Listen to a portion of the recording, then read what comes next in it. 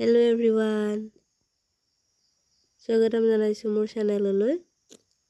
আজি মই নেন্সি ফুকনৰ ধুনীয়া ভিডিঅ' এটা লৈ আহিছো। ভিডিঅ'টো ভাল লাগিলে like, comment, share and subscribe কৰিব।